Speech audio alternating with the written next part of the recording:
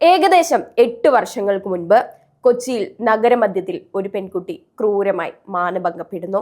കൃത്യമായി പറഞ്ഞാൽ 2017 ഫെബ്രുവരി 17-ന് കേരളം അറിഞ്ഞു തുടങ്ങുന്നത് ലൈംഗികാതിക്രമവും അതിനു പിന്നിലെ ഗൂഢാലോചനയുടെയും കഥയാണ്. കഥകൾക്കപ്പുറം ഒരു പെൺകുട്ടി തന്റെ ജീവിതത്തിൽ നേരിടേണ്ടി വന്ന ക്രൂരമായ അനുഭവങ്ങളുടെ നേർക്കാഴ്ചയാണ്. ഈ മാസം 8-ന് ഇന്ത്യയിലെ ആദ്യത്തെ ലൈംഗികാതിക്രമ ഗൂഢാലോചന കേസിന്റെ അന്തിമ വിധി പ്രഖ്യാപിക്കുന്നു.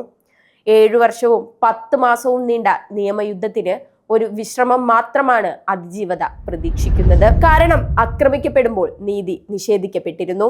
ഒരുപാട് ചർച്ച ചെയ്യപ്പെട്ട, ഒരുപാട് വിവാദങ്ങൾക്ക് വഴിവെച്ച നടി ആക്രമിക്കപ്പെട്ട കേസിലെ നാൾ വഴികളാണ് ഈ വീഡിയോയിൽ. കേരള മനസാക്ഷിയെ ഒന്നടങ്കം പിടിച്ചുലച്ച ഒരു ദിവസമായിരുന്നു 2017 ഫെബ്രുവരി 17. ഒരു സാധാരണ ക്രിമിനൽ കേസ് എന്നതിലുപരി മലയാള സിനിമയിലെ പ്രബല വ്യക്തികളിലേക്കും സംശയം ജനിപ്പിച്ച ഒരു ഗൂഢാലോചന കേസ്. തൃശൂരിൽ നിന്ന് ഷൂട്ടിംഗ് കഴിഞ്ഞ് കൊച്ചിയിലെ കാക്കനാട്ടിലെ വീട്ടിലേക്ക് മടങ്ങുകയായിരുന്ന പ്രമുഖ നടി, അല്ല, ഒരു പെൺകുട്ടി.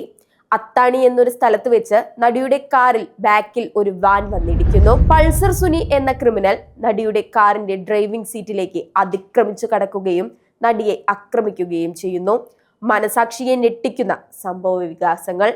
മനുഷ്യത്വം തൊട്ടു തിണ്ടിയിട്ടില്ലാത്ത പൾസർ സുനി ഉൾപ്പെടെയുള്ള ഒരു സംഘം ഏകദേശം 2 മണിക്കൂറോളം ഓടുന്ന വാഹനത്തിൽ വെച്ച് നടിയെ ലൈംഗികമായി ഉപയോഗിക്കുന്നു. അത് ദൃശ്യങ്ങളാക്കി ഫോണിൽ സൂക്ഷിക്കുന്നു. ആക്രമണത്തിന് ശേഷം നടിയെ മറ്റൊരു പ്രമുഖ സിനിമാ നടന്റെ വീടിന് സമീപം ഇറക്കി വിടുന്നു. അന്ന് രാത്രി തന്നെ നടിയുടെ മൊഴി രേഖപ്പെടുത്തി പോലീസ് കേസെടുക്കുന്നു. അന്ന് രാത്രി തന്നെ നടിയുടെ ഡ്രൈവറായ മാർട്ടിനെ പോലീസ് അറസ്റ്റ് ചെയ്യുന്നു. മറ്റു പ്രധാന പ്രതികളെ ഫെബ്രുവരി 23 കൊച്ചി ഫസ്റ്റ് ക്ലാസ് മജിസ്ട്രേറ്റ് കോടതിയിൽ നിന്ന് കേരള പോലീസ് അതിനാടകീയമായി അറസ്റ്റ് ചെയ്തു. ഈ വിഷയത്തിൽ മലയാള സിനിമയിലെ പ്രമുഖ താരങ്ങളും സാങ്കേതിക പ്രവർത്തകരും ഒത്തുചേർന്ന് കൊച്ചിയിൽ യോഗം ചേരുകയും അതിജീവിതയ്ക്ക് പിന്തുണ പ്രഖ്യാപിക്കുകയും ചെയ്തു.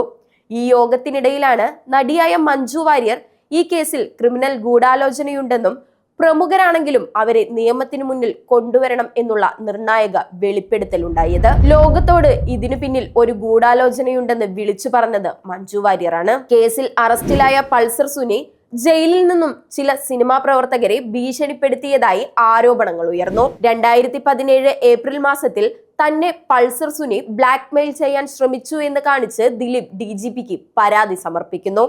തുടർന്ന് പൾസർ സുനി ദിലീപിന്റെ പേര് വെളിപ്പെടുത്തി ചില മൊഴികൾ നൽകിയതായി റിപ്പോർട്ടുകൾ പുറത്തുവരുന്നു. നടൻ ദിലീപ് സംശയത്തിന്റെ നിഴലിൽ. ഏകദേശം 2 മാസത്തിന് ശേഷം ജൂലൈ 10-ന് മണിക്കൂറുകൾ നീണ്ട ചോദ്യം ചെയ്യലിന് ശേഷം കേസിലെ 8ാം പ്രതിയായി ഗൂഢാലോചന കുറ്റം ചുമത്തി പോലീസ് അറസ്റ്റ് ചെയ്തു. ആക്രമിക്കപ്പെട്ട നടിയോടുള്ള വ്യക്തിവൈരാഗ്യവും ദേഷ്യവും തീർക്കാൻ കൊട്ടേഷൻ നൽകി ആക്രമിക്കാൻ ഗൂഢാലോചന നടത്തി എന്നതായിരുന്നു കുറ്റപത്രം. 85 ദിവസം വരുന്ന ജയിൽവാസം ഈ കേസിൽ നടൻ ദിലീപ് നേരിടേണ്ടി വന്നു. ശേഷം ഒക്ടോബർ 3-ന് ദിലീപിന് കർശനോപാധികളോടെ ഹൈക്കോടതിയിൽ നിന്ന് ജാമ്യം ലഭിക്കുന്നു. ഏകദേശം 1 വർഷത്തിന് ശേഷം 2018 കേസിന്റെ വിചാരണ നടപടികൾ ആരംഭിക്കുന്നു. പ്രഥമമായ കേസിൽ 261 സാക്ഷികളാണ് ഉണ്ടായിരുന്നത്.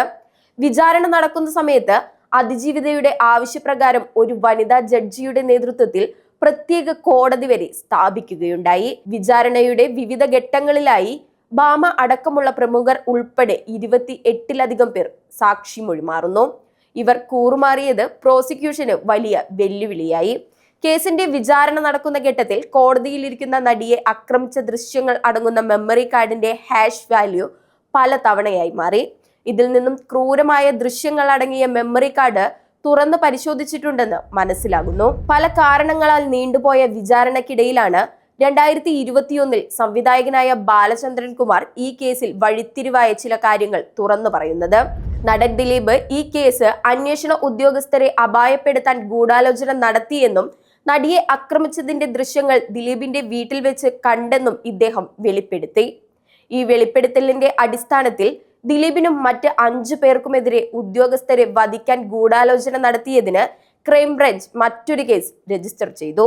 ബാലചന്ദ്രകുമാറിന്റെ വെളിപ്പെടുത്തലുകളുടെ അടിസ്ഥാനത്തിൽ നടി ആക്രമിക്കപ്പെട്ട കേസിൽ ഹൈക്കോടതിയുടെ അനുമതിയോടെ പുതിയ തുടരന്വേഷണം ആരംഭിച്ചു. തുടരന്വേഷണത്തിന്റെ റിപ്പോർട്ടുകൾ കോടതിയിൽ നിൽക്കെ സമീപകാലത്ത് തുടരന്വേഷണ റിപ്പോർട്ട് തള്ളണമെന്നാവശ്യപ്പെട്ട് ദിലീപ് സുപ്രീം കോടതിയെ സമീപിച്ചെങ്കിലും കോടതി ഇത് തള്ളി. പ്രധാന കേസിൽ വിചാരണ നടപടികൾ വേഗത്തിൽ പൂർത്തിയാക്കണമെന്ന സുപ്രീം കോടതിയുടെ രൂക്ഷ വിമർശനം വരെ വന്നു. വർഷങ്ങൾക്കൊടുവിൽ ഈ കേസിന്റെ വിധി പറയാൻ ഡിസംബർ 8 എന്ന ദിവസമാണ് തിരഞ്ഞെടുക്കപ്പെട്ടിരിക്കുന്നത്.